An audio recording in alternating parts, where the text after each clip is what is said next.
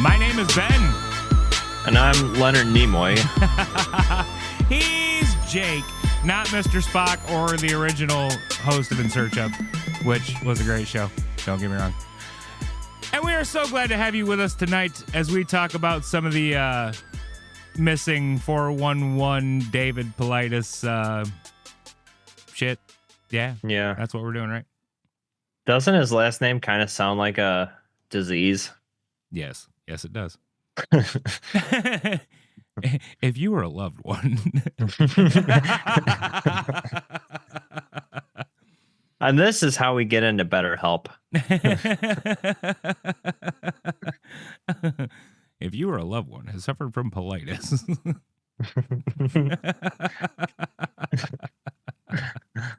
Please go missing in the woods. Please go missing in the woods. If you were a loved one who's gone missing in the woods. You may or may not have you might have the paulitis. You may be suffering from paulitis. Symptoms include going missing in the woods, making shit up, having a cop stash. Anyway. Possibly being found dead miles and miles and miles away from where you were last seen. Without your clothes. Or with someone else's. Well, that's just a party. Then I guess we got a party for a story tonight. Yeah. Which ones we're talking about here, Bob? Well, first, there's something that we got to say. We got an Audible thing. Someone bought a coffee and... Did you see that or no? Oh, yeah. Sorry, yeah, so I was thinking I would name. read that. An Audible? We got a Audible review? The dude was looking for something on Audible and stumbled upon us. Oh, hey. Dorwin Gray. Dorwin. How you doing, buddy? Thanks and I love how he wrote this. Because one of these words I have never heard in an actual sentence before. All right, well, hit me with it. I'm fucking excited. First off, Dorwin Gray bought a coffee. I didn't even know they could leave reviews on this. On but Audible? Thanks for the coffee. Or on coffee? The coffee thing. Oh, yeah. Neither did I, but thanks. We appreciate it. I happened onto your podcast while searching audible.com for a story by author Neil Gaiman entitled Black Dog. Your style, sir. Anyway, go ahead. Your episode on supernatural stories featuring dogs, hounds, etc. came up in the search results. What serendipity. I listened on Audible to your episode about scary telephone calls. I enjoyed it very much. Thank you. No, thank you. We really do appreciate it. That helps out a lot, believe it or not. In a lot of ways. So, thanks a lot. Now Ben can continue drinking on the podcast. Thanks for the coffee. All right, bud. Okay. So, I'm not going to get like super into the David Paulides thing because I want people to believe this episode. Fair enough. But just like a little why I did this story. Derek has brought it up and he likes his conspiracy weird shit. That he does. And also a couple of years ago we dedicated one of our episodes to one of our friends who had passed away, Todd. And I had a dream about him like a week ago. And so when I woke up, I started going through the text, like just see what we said to each other. And one of the last things he said to me was he wanted me to do an episode on this. So, sorry it's late, man. Well, I mean, if he's in heaven, he'll never hear this, but I'm sure they play it on the loudspeakers in hell. We can get that one demon guy to send him a link. Fair enough. What'd you name him again? Or what was his name? Yeah. Sonny and Cher? Yeah, I don't remember. Get the Chick-fil-A's. The He'll come Chick-fil-A back. sauce. I gotta get him back. All right. So there have been a series of books published by a feller named David Paulides, The Disease, which is all about many, many, many, many disappearances that have and continue to occur inside or near national parks worldwide. Although he mainly sticks to North America. Um, so it's understandable if you're like, well, it's hundreds of thousands of acres. It's easy to get lost. However, his cases have a little bit more strangeness to it. There's a certain what's the word? Starts with a C. He's got other shit that he has for these. Coincidence? Not coincidence. Oh. There's certain types of reasons why this is different from the others. I can't think of the word. Halfway through the episode, I will, though. Okay. Okay.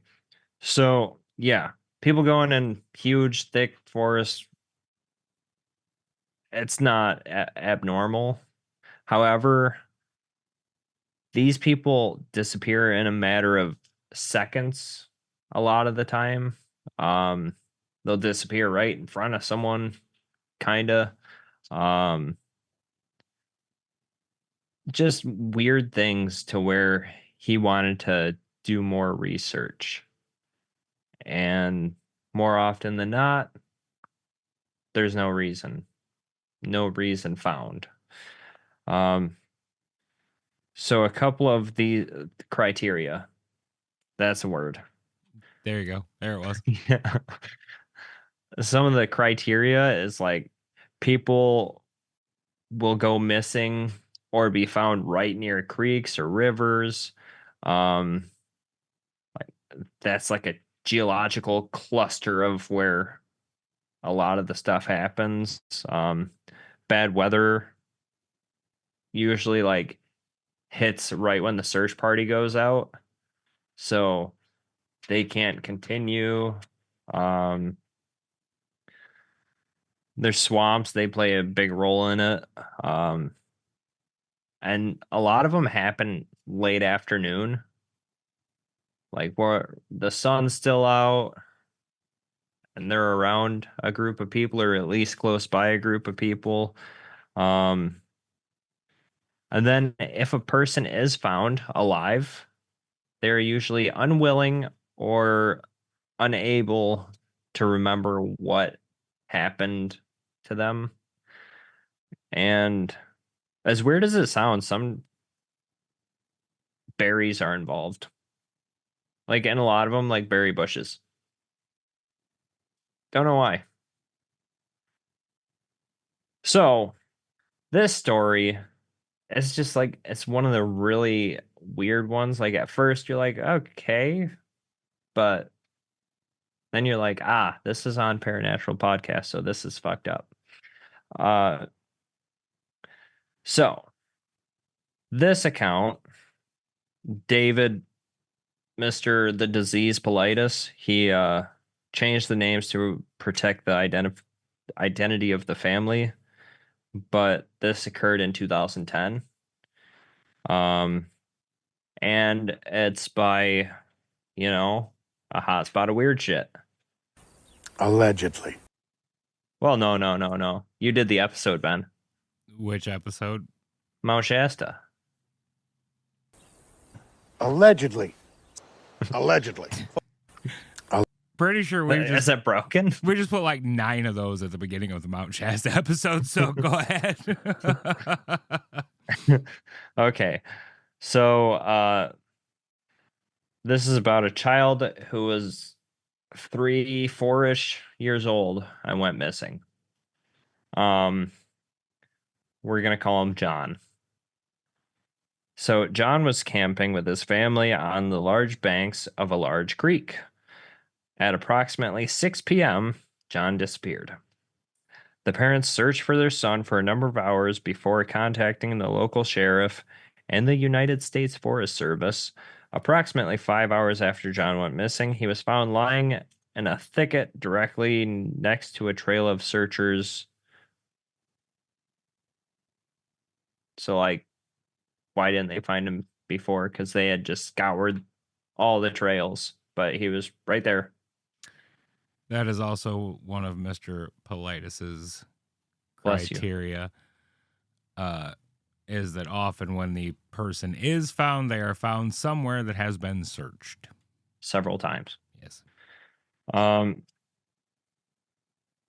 So a lot of these cases, people don't usually show up or they're found dead.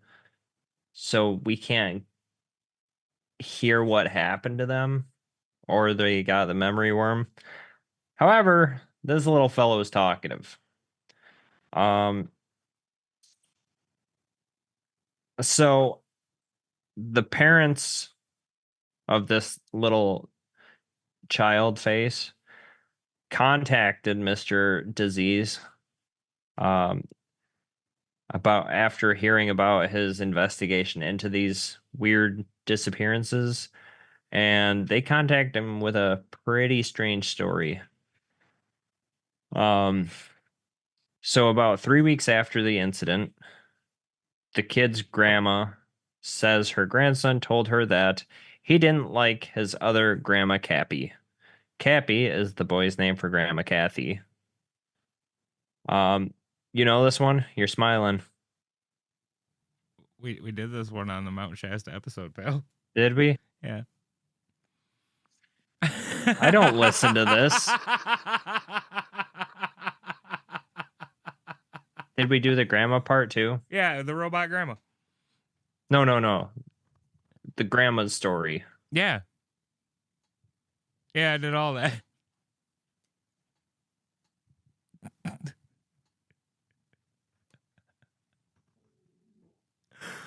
Well, we'll see you next week.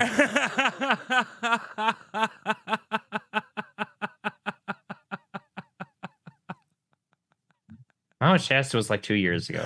I know.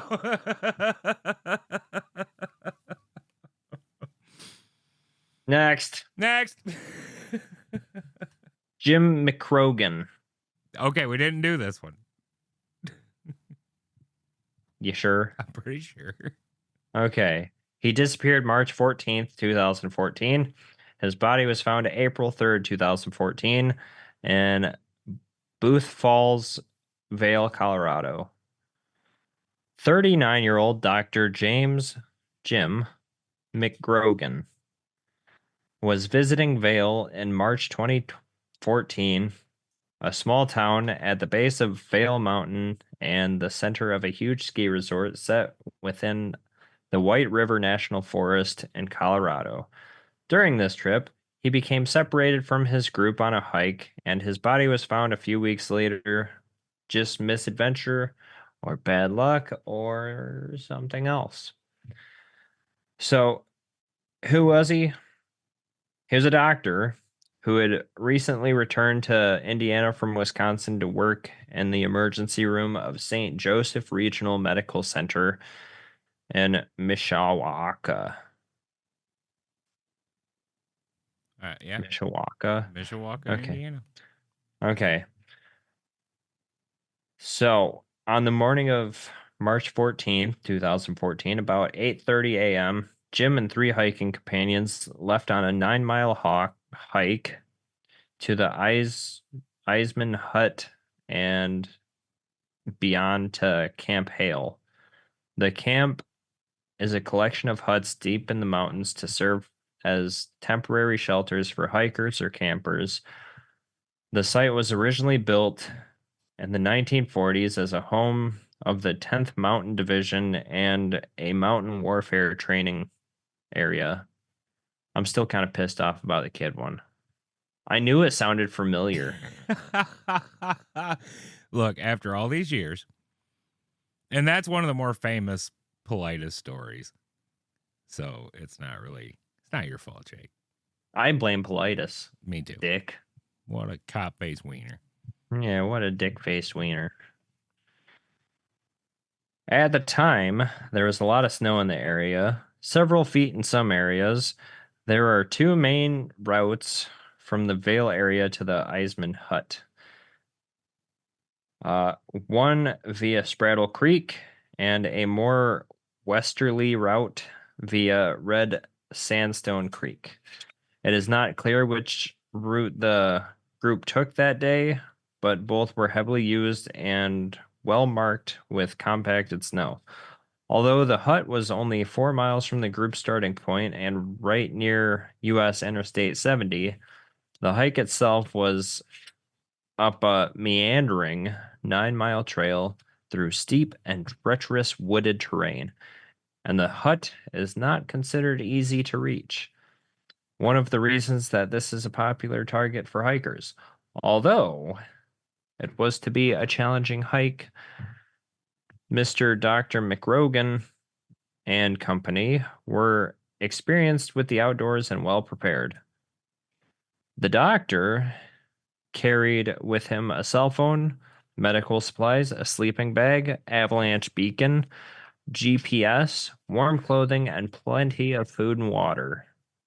At about 10 a.m., with the hikers still about 5 miles from the hut, the group stopped to rest. According to his companions, Jim decided to hike on ahead of the party, and they expected to catch up with him along the way. That's how you die. Yeah, never split the party. Never. Never split the party. After Jim left the others behind to hike on alone, he vanished. When the rest of the group reached the Eisman Hut, it was late afternoon on March 14th. There was no sign of Jim at all. And he was never seen alive again.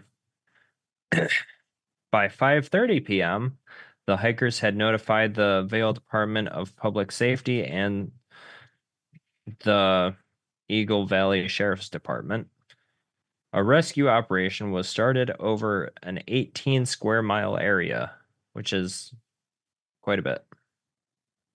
I mean, it depends on.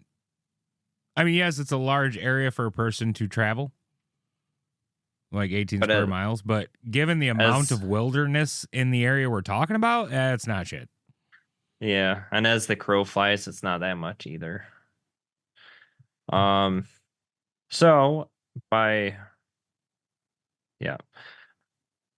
was well equipped, so the authorities were not too concerned. Food, water, warm clothing. He also was carrying a split snowboard, a snowboard that divides lengthwise. Is that like double as skis or what? I know fuck all about snowboarding and skiing. Same, I've never went. So, I mean, yeah, sure. Mm-hmm. Okay, plus skins and other equipment from Confluence Kayaks in Denver, and was wearing the boots that went with the board. His cell phone pinged once the day he went missing, but after that, it was dead. Over the next 3 days, teams of searchers on foot, snowmobiles, and 3 helicopters from the National Guard's High Altitude Aviation Training Site, that's HAATS, based hats. based in nearby Gypsum, Colorado, searched the area, but by Tuesday, March 18th, bad weather forced the search to be suspended. Crews, I hated how this was worded, but I'm going to say it anyways, just so other people can hate it with me. Crews had spent a combined 1,000 hours searching for McRogan. If you had 1,000 people, that's them all searching in an hour. Yes. Which it sounds like they had quite a good search party. Right. So you get like 100 people. That's like 10 hours of looking. Not a whole lot. It sounds like a lot. Yeah, it sounds like a lot when you put it like that. A 5-day search failed to find any sign of him, despite snow in the area, which would have indicated someone was hiking or skiing off the trail. 20 days later, his body was found by a group of backcountry skiers about 4.5 miles from the trail on April 3rd, 2014, near the Booth Falls area, way to the east of the Eisman Hut. The reporting party told the authorities that he and two others were skiing the Booth Falls area, and they located the dead body in an ice fall below Booth Falls, laying on top of an ice sheet. Do you know what an ice fall is? Is that where the ice fall? It's like a waterfall, but with ice. Oh. Interesting. Giant icicles. Well, it's like, I don't know, it's like a landslide, but with ice. Like a steep edge, and then the ice is all sliding down there. Okay. We should know that being in Michigan. We don't have any mountains, bud. Sure we do. What's the ice going to fall down? The roof? Yeah, I've had it. That's just called, fuck. It's about all the time, all you have to say, you know, Then you get covered in fucking snow or ice or ice. and die. So he was found wearing his helmet, no coat, no gloves, no boots. In his backpack, his cell phone was discovered, and in this area, there appeared to be a very active cellular reception. Jim's snowboard was also found nearby, but his boots were never found. So this is the autopsy. On April 7th, 2014, Eagle County Coroner Kara Bettis, that's another disease name, Bettis, said that James died from multiple injuries, including head trauma and to the left side of his chest and a broken femur. His death was ruled an accident. But wait, there's more. What? But wait, there's more. If Yeah. you order now. Well, I was trying to say it like goodness, I Billy can't even Mays? think of his name. No, Oh, no, Sir Spooks. guy, I the don't know, I'm just captain guessing. from Star Trek. Captain Kirk? Yeah, William What's- Shatner? that's the Shatner. Yeah,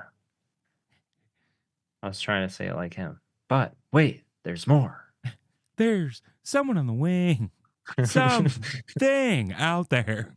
I don't think that's Shatner. It is. Ventura, Huh? Ace Ventura. No, I know, That's William. I know, you I know. motherfucker. I know. But it was That's also it. I'm Ace canceling Ventura. this podcast. Don't. We're on a good track to get canceled on our own. I know, right? Don't need no help from my ass. There's someone on the wing. Anyway, go ahead. Okay. So what happened to Mr. the Dr. Jim?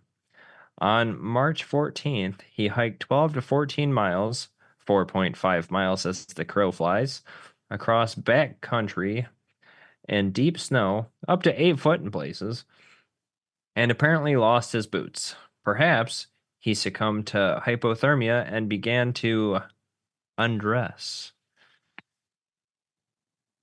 Why, though, did he not use his cell phone or the GPS tracker or both? Because they were both fully functional when, they checked him out. His cell phone was alive and the GPS was working.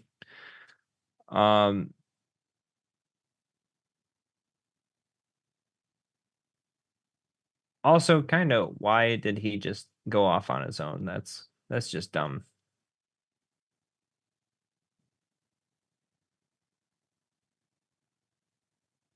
What do you think? So going off on his own initially, yes, dumb. Dumb. But if you get turned around in the mountains, it's not that hard to get as far away as he was. Dumb. Just go in the wrong fucking direction. And then once you start feeling warm, that's when the hypothermia is really kicking in. Or he discarded his coat to avoid hypothermia if he was Wet. Or beginning to sweat. Something like that. His boots he could have lost in a fucking snowbank. Yeah. And then by the time hypothermia sets in, your brain ain't working right. You're not going to use your phone or your GPS. Yeah. The the dude's a doctor. He should be smarter than he was. If any medical professionals are listening, I'm sorry to stereotype you all, but some of the worst people in a medical emergency that I have ever seen, especially when it comes to themselves and or their children, are medical professionals. They're the first to ignore signs of their own physicality going awry. It's kind of like a mechanic. You ever met a mechanic with a running car? Me either. I like rye bread. So who knows? And then he fell down a fucking cliff. Head trauma. Maybe. Chest ventricle. Yeah. Broken femur. That'll fuck your day up. And you're certainly not going to be thinking straight when that happens, especially if you're already hypothermic. Straight or gay. Right. Anyway. Next. Todd Geeb. This one's a weird one. As are all of them. Are they, though? They are, though. Okay.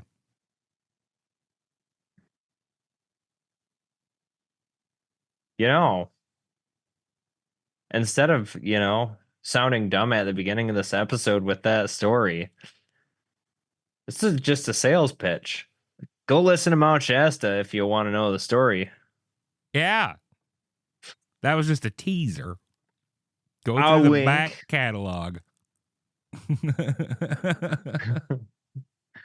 I'm glad this is on video now so they could see all the awkward winking. Yeah, right. So Todd Geeb, he was 22 years old. 22 years old and last seen at a keg party and bonfire in the early morning hours of Sunday, June 12th, 2005. The party of 100 people was held behind an apple orchard in a rural part of Casnovia, Michigan. I've never heard of that place. I think it's somewhere around GR. Probably why I never heard of it. Well, you have the Google powers. I don't. I'm reading. A marshy area containing 6 miles of hip-high grass. Geeb apparently left the party to walk to his cousin's home at 291 Moon. Really? We're given addresses where he rented a room. He lived near Half Moon Lake, about 1.5 miles southeast of the party, and may have been seen walking along Moon Road. So, Casnovia is a village in the U.S. state of Michigan. It is situated on the boundary between Muskegon and Kent counties and lies partially within each. The population was 316 at the 2020 census. Cool. We learn on this podcast. Accidentally, but sure. And we retell stories. Geeb was last heard from during a series of phone calls between 12:47 a.m. and 12:57 a.m. on Sunday. At 12:47, he called the friend who had driven him to the party, and he said that he'd had enough and was walking home. He then called a friend at 12:51, but all he said was, "I'm in a field," before the phone call cut out. Bro was hammered. Yeah. That's the moral of the story. Dude was hammered.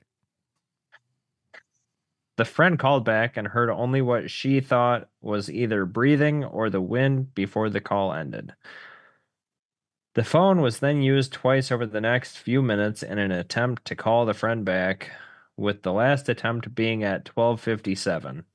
Gieb's phone was not used again after that.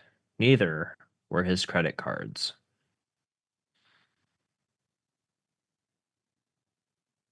The area where Gieb was last seen was thoroughly searched 3 times. During one of the searches, an estimated 1,500 volunteers as well as aircraft searched the area around the party site. Nothing was found. 1,500 is a lot of people. That is 5 times more than the number of people that live in the town he was from. Roughly. And I bet they put at least 750 hours together combined into searching for him. It's a half hour each. Sounds like they did quite a bit. They did. 3 weeks later, on July 2nd, 2005, Todd's body was discovered in a remote pond near the party. It was reported, according to the couple who had found Todd, he was standing upright in Obenhall Lake. They remember it distinctly because his head and shoulders were sticking out of the water. With a blood alcohol content of 0.12, which that's not that high. I mean, like he probably had a good buzz going, but you know, you're right. I mean, unless you're lightweight. Like I know some people that can get a little bit tipsy off of just a couple wine coolers. But yeah, like for me or you, we're feeling good at that point. And no, we should not drive, but I'm not going to wander off and call my whomever and be like, I'm in the field. Yeah. So, you know. So, blood alcohol content of 0.12. The cause of death was ruled drowning. The manner of death was ruled undetermined. The Michigan State Police closed Todd's case. One police officer initially provided speculation to Gieb's mother, Kathy, that her son had gone for a swim, but it didn't make sense. Gieb was found fully clothed with his wallet in his pocket. Gieb's family does not believe the official ruling. They believe Todd died as a result of homicide. In 2009, 4 years after this, his autopsy report and recovery photos were received by a Dr. Michael Securica. Cool name. A board-certified forensic pathologist and CEO of Forensic Identification and Profiling Laboratory. Goodness, what a mouthful. He showed the file to his team. Other investigators who also shared the data at an international convention of medical examiners all agreed with the doctor that Todd, who had been missing for 3 weeks, had been dead for 2 to 5 days. Despite these... That math ain't mathing. Right? With these new findings, the Michigan State Police refused to reopen Todd's case. Good job, MSP. Turds. In March 2010, Kathy, his mother, told WZZM 13, "We can't bring him back." Huh? Sorry. It's Bob and Tom joke. "We can't bring him back with an investigation, but Todd deserves justice." It's almost like saying Todd's life is worth nothing when we all have the evidence and no one turns back to see what happened.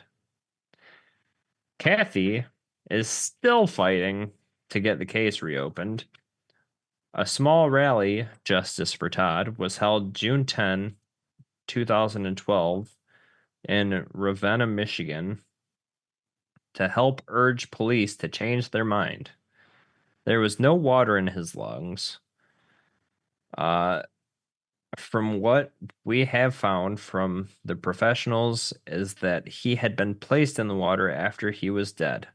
They are 100% in agreement that this case, there were clues missed.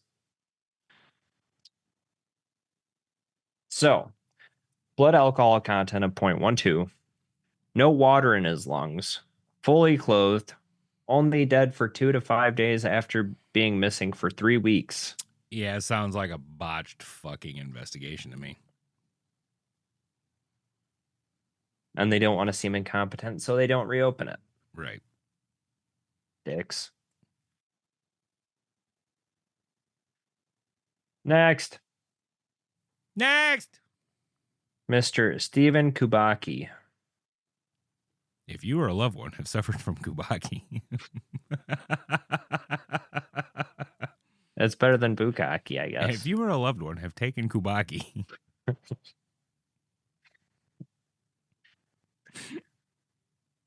Oh, I'd hate to. is that what cures colitis?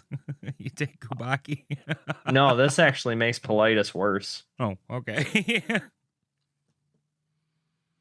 Although he was found a year later, this is still a very strange one.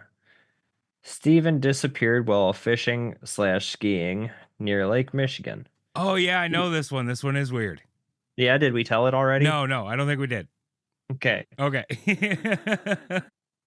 Stephen's tracks were followed in the snow, and they suddenly stopped like he had vanished. When he was found, the only thing he could remember was waking up in a field with a backpack close to him full of strange maps he wasn't familiar with. Stephen had also mentioned that he felt like he had just finished running a long distance. Stephen Kubacki, who went missing in February of 1978 while in the state of Michigan in the United States.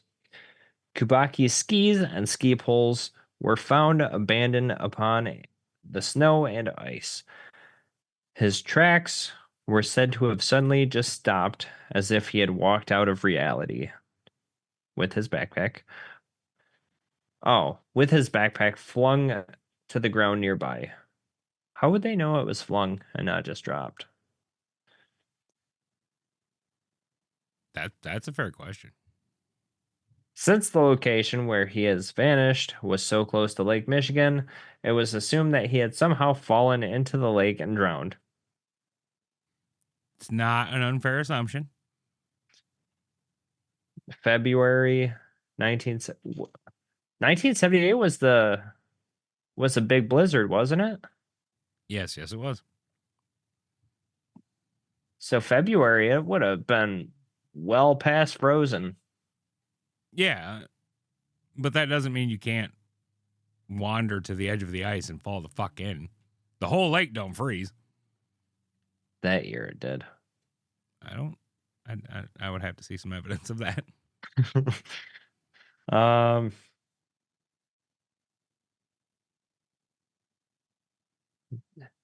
Damn it, you made me lose my spot. Okay. Despite numerous searches, no one had any clue of where he could have gone, and he just seemed to step off the face of the earth. That is, until 15 months later, when he just strolled right up to his dad's house.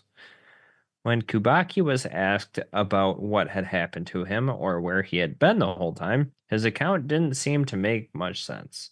He claimed that he had suddenly woken up to find himself in a meadow around 40 miles from his father's house, and that he had been wearing clothes that were not his own, along with a small, unfamiliar bag laying next to him containing maps, none of which were his. Other than this, he had no recollection whatsoever about what had happened to him over the previous 15 months, and indeed, he was under the impression that no time had passed at all. The only other clue that he could come up with is that he felt like he had done some running. It is unknown just what happened to him, and he has continued to avoid talking about it. Deerfield, Massachusetts. A 24-year-old former college student who was believed to have drowned last year in Lake Michigan is back home. This is the newspaper clipping. Right. Saying he has no memory of the last 14 months of his life. Steven says he woke up Saturday night 40 miles from his father's house. He was the subject of an intensive search after his skis and backpack were found along the Lake Michigan shoreline south of Holland, Michigan on February 20th, 1978. They told us he slipped under the ice. Kubaki's father, John, a 53-year-old retired factory worker, said on Sunday. We didn't believe that. He told me that he had just lost consciousness and didn't remember anything until he woke up in Pittsfield. The younger Kubaki said he was lying in a meadow when he awoke Saturday. I didn't know where I was, he said. I was wearing clothes that weren't mine, and I started going through a pack which I assumed was mine, and I found maps. I would guess I was hitchhiking. I didn't know what the date was until I walked into town and got a newspaper. He said he turned up without warning Saturday night at his aunt's home in Great Barrington, 700 miles almost directly east from the point at which he disappeared. 700 miles, it's a hell of a walk. That is one hell of a stroll. Kubaki, who has climbed mountains in Europe, said he had a vague theory about the blackout. He says erased 14 months of his life. The only thing I can think of is what mountain climbers suffer from loss of body heat and exhaustion, he said in a telephone interview Sunday. That combination can result in temporary loss of memory. I have some very vague feelings. I have some running shoes. I feel like I've done a lot of running. I also have a marathon t-shirt from Wisconsin. I don't know how I got it.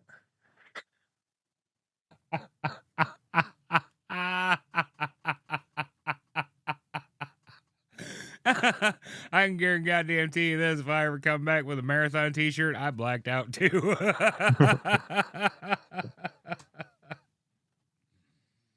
Kubaki, a history major at Hope College in Holland, Michigan, arrived home to a college degree granted to him post-dead last May. He said he did not recall being under great emotional distress when he ventured out for cross-country skiing on a frozen Lake Michigan. My father was going to sign over our house to me, he said. I had 3 courses in school and no trouble. I left a romance in Germany. There was no trouble with the girls. I had a job lined up at the Holland Sentinel. He said he would call his family doctor today for a physical check, but he will definitely not see a psychiatrist. Guess what he's doing now? He's a psychiatrist. He's a psychoanalyst and psychiatrist. So he didn't want to see one. He just became one to see if he could figure out what the fuck happened to him. Yeah, what the fuck happened to me? I mean, it beats the hell out of Googling it. You're having a heart attack and you're pregnant. Yeah, and cancer. Oh, you have a cancerous pregnancy that's having a heart attack. Yes. D, all of the above. Yeah, that one is kind of weird. He just Forrest Gumped it across the country for 14 months. I don't know what the fuck he was doing. Well, so my theory is he turned into an elf, and then you couldn't see the footprints. That checks out. And so first he Legolased it, and then he Forrest Gumped it. Pretty much, yeah. The other theory that I was thinking is Jim Jones. That's when he was kind of big, right? That cult. Oh. What if he was hitchhiking, got picked up, and when everyone drank the Kool-Aid, he was too afraid and meandered away from all the dead bodies. He only got a sip, and so instead of killing him, well, no, just too embarrassed to be like, yeah, I watched 1,000 people drink dead Kool-Aid, and I didn't have the balls to do it. I lost my memory. Yeah, I don't know. It is weird. Like, plus it was late 70s, so Maybe he just got into some like really strong Psychedelics. LSD. Yeah. Oh, could be. Maybe he got picked up by a druggie and had a good 14 months that he'll only remember through therapy and will never get. I don't know. I mean, if you take him at his word, that is weird. It's very, very weird. I mean, even if you take all the volunteers who looked for him's word, like his footprints just vanished. Like, even if he did it on purpose and like stepped backwards, you can still tell super easily. I mean, I don't know as if there was an Apache tracker in the group, but I'm not an Apache tracker. I'm a Potawatomi tracker. you know, I mean, you think they could have found something. Yeah. And you're just going to ditch your shit and I'm starting a new life. Be back in a year and a half. Hi, Dad. It didn't work. My new friends, they killed themselves. Yeah, I don't know. Yeah, that is a weird story. I mean, the human brain does weird shit, though. It really could have just blanked out for a while. So that reminds me of a story. It's actually, I can't even remember where it was, but this dude went for a walk in the woods. Next thing he knows, he like wakes up 5 hours later. Or not even wakes up. He's just like poof against a tree 5 hours later, and he's got this little shiny ball in his hand. And it's got like a little teeny tiny thumbprint on it. But it's too small for his, and he woke up holding it. And he ended up going to a psychiatrist or a what's it called? The hypnotherapist. And he was abducted by aliens. Well, fuck. Oh. I don't know that one, I don't think. Pretty cool. Might be a good story for the podcast, though. Nah. We haven't done it yet, so I wanna tell some more stories we've done. Oh, okay. Coming next week, Mount Shasta and what it can do to you. Antonio Villas-Boas. And Travis Walton again. Yeah, sure, why not? That's starting to get some traction, so might as well tell it again. Yeah, sure, why not? And the Dog Man.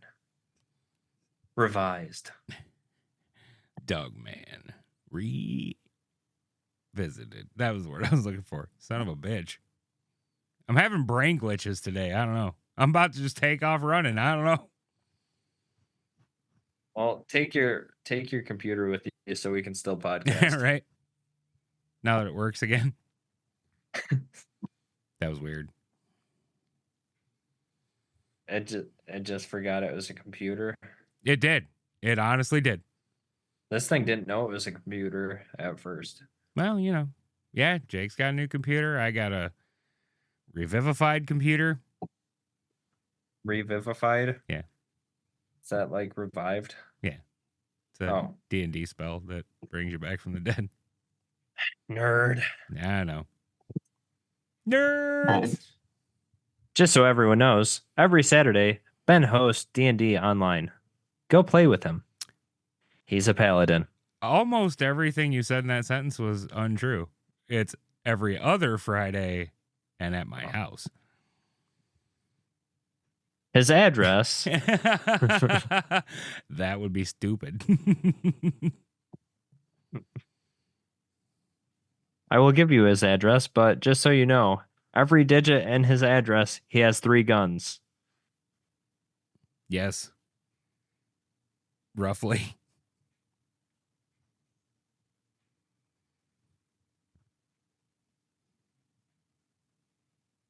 All right, got quiet. All right, your turn. Tell some stories. I don't have any stories for this one. What about? I heard one a long time ago about this kid who went missing and like in Mount got Shasta taken by his grandma. So there are a lot of these missing 411 stories. I put part 1 on this because there's going to be a lot of these. Okay, then I will save my David Paulides rant. Oh, go ahead. Well, it's not, I didn't really have time to get it together. The first thing I will say is that every story he puts in the Missing 411 book is verifiably an occurrence. These people were real. They really disappeared and or were found dead.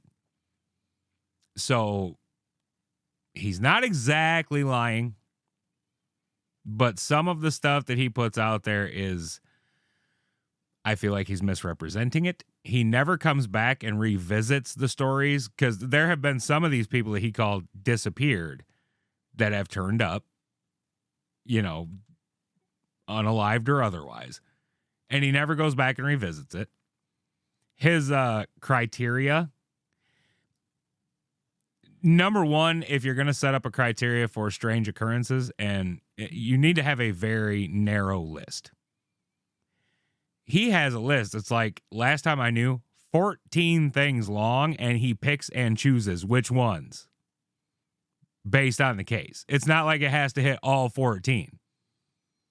If you watch the documentary Missing 411, I think it's The Hunted on Amazon, they bring up the criteria every time they talk about one of the cases and just show you which criteria it fits.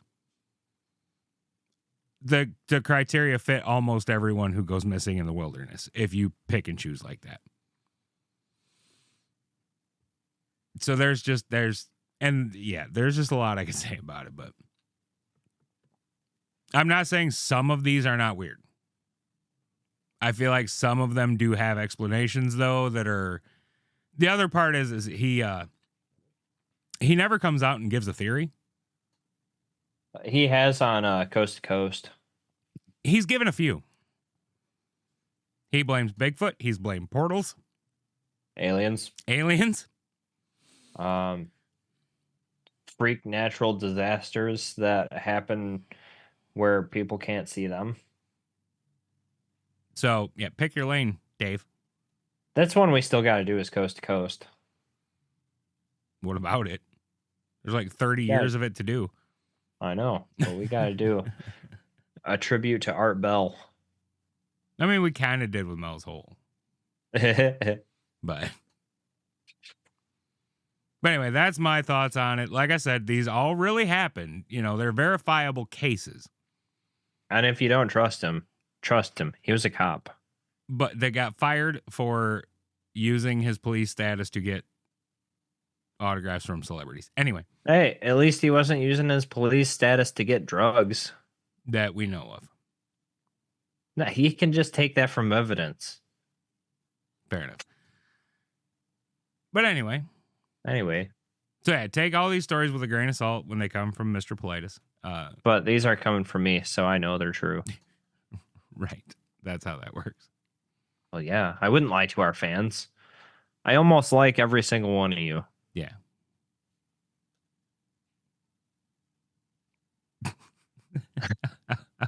Hurry with the goodbye music. All right, ladies and gentlemen, as always, we thank you so very much for spending your time here with us on the Paranatural Podcast. We love you. We appreciate you. If you want to help the show grow, share the show with a friend, hit like, hit subscribe, do all those good things. Until next time, we love you. Good night. You guys are all right. Stay in school. Bye.